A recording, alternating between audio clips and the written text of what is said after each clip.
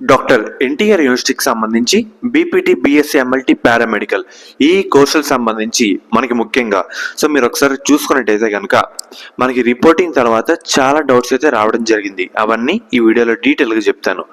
ఒకటి, ఇప్పుడు 5,600 ఒకసారి కట్టిన తర్వాత మళ్ళీ కట్టాలా అంటే అవసరం అయితే లేదు.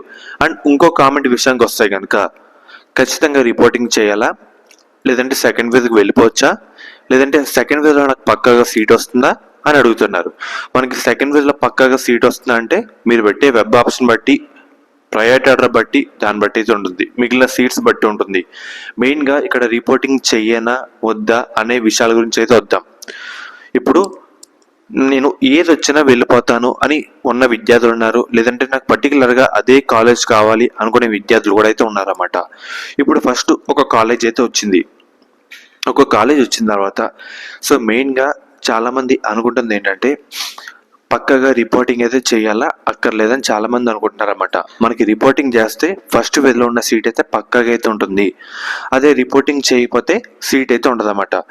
మనకి మెయిన్గా ఫస్ట్ వేలో ఎవరైతే రిపోర్టింగ్ చేసి సెకండ్ ఫేజ్లో పార్టిసిపేట్ చేస్తారో, ఇన్ కేస్ మీకు సెకండ్ ఫేజ్లో సీట్ రాకపోతే ఫస్ట్ వేలో ఉన్న సీట్ అయితే ఉంటుంది. అదే సెకండ్ ఫేజ్లో సీట్ వస్తే ఫస్ట్ ఫేజ్లో ఉన్న సీట్ ఆటోమేటిక్గా క్యాన్సిల్ అయ్యి సెకండ్ అయితే అప్డేట్ అయితే కావడం జరుగుతుంది. అర్థమవుతుంది కదా, ఈ విధంగా అయితే ఉంటుందన్నమాట. మీరు సెకండ్ ఫేజ్లో ఇన్ కేస్ సీట్ రాకపోయినా ఫస్ట్ దానికైతే ఆటోమేటిక్గా వెళ్ళిపోవచ్చు ఫస్ట్ వేలో రిపోర్టింగ్ చేస్తే. అదే ఫస్ట్ వేలో రిపోర్టింగ్ చేయకుండా సెకండ్ ఫేజ్కి వెళ్తే మీకు ఉన్న కాలేజ్ అయితే మీరు పెట్టుకునే దాన్ని బట్టి సెకండ్ ఫేజ్ బట్టి డిపెండ్ అయి ఉంటుంది. అర్థమవుతుంది కదా.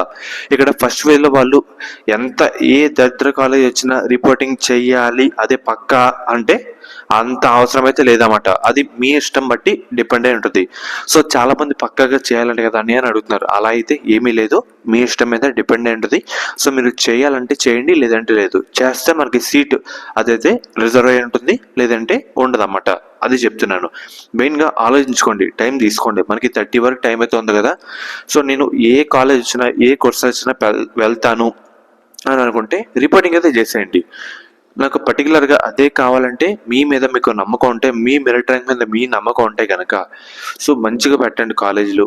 సెకండ్ ఫేజ్ మీద బేస్ అయ్యి వెళ్ళండి అన్నమాట. అప్పుడు వస్తే డైరెక్ట్గా వెళ్ళిపోవచ్చు. అర్థమవుతుంది కదా. నేను అకాడమిక్ ఇయర్ వేస్ట్ చేసుకోను, ఇది వచ్చినా పర్లేదు వెళ్ళగలను అంటే వెళ్ళండి అన్నమాట. రిపోర్టింగ్ చేసి అక్కడ ఒక స్టెప్ వేయచ్చు, సెకండ్ వేలో కూడా స్టెప్ అయితే వేయచ్చు అన్నమాట. అర్థమవుతుంది కదా.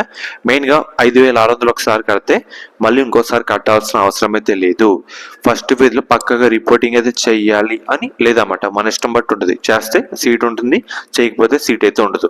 చూసుకోండి, ఆలోచించుకోండి, టైం తీసుకోండి, ఇంట్లో వాళ్ళని అడగండి, మీ ఫ్రెండ్స్ కూడా అడగండి, దాన్ని బట్టి డెసిషన్ తీసుకోండి. కంగారు అయితే లేదు. మనకి ఇంకా 3 days టైం ఎంత ఉంది కదా, 30 వరకు రిపోర్టింగ్ కదా, అంతలోపే చూసుకోండి అన్నమాట. ఒకవేళ నేను ఫస్ట్ వేలో రిపోర్టింగ్ చేస్తే వెళ్ళగలనా, ఆ కాలేజ్ ఎట్టి ఎలా ఉంది, లేదు సెకండ్ వేలో పర్టికులర్ నాకు నమ్మకం ఉంది నేను వెళ్ళగలను అనుకుంటే ఆలోచించండి అన్నమాట. రెండు దాని మీద అడుగు వేయడం కన్నా ఒకసారి అలా చూసుకొని బెటర్, కొంచెం ఆలోచించుకొని ముందుకు వెళ్తే బెటర్. ఒకసారి ఏమన్నా కామెంట్ చేయండి. చాలా డిఎమ్స్, చాలా కామెంట్స్ వల్ల కొంచెం రిప్లై అయితే ఇవ్వలేకపోతున్నాను. మ్యాక్సిమం వీడియోస్ అయితే చేస్తాను అనమాట. అందుకు చెప్తున్నా. ప్రజెంట్ ఇది ఈ రోజు వీడియో. పర్టికులర్గా మీకు ఎటువంటి అప్డేట్ వచ్చినా మీకైతే అప్డేట్ అయితే చేయడం జరుగుతుంది.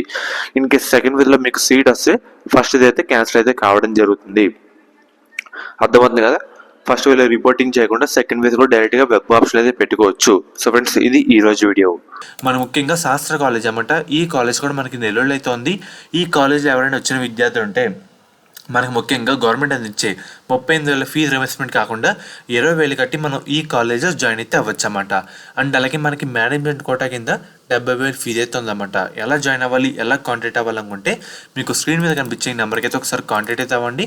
వాళ్ళైతే మిమ్మల్ని డీటెయిల్గా గైడ్ అయితే చేస్తారు.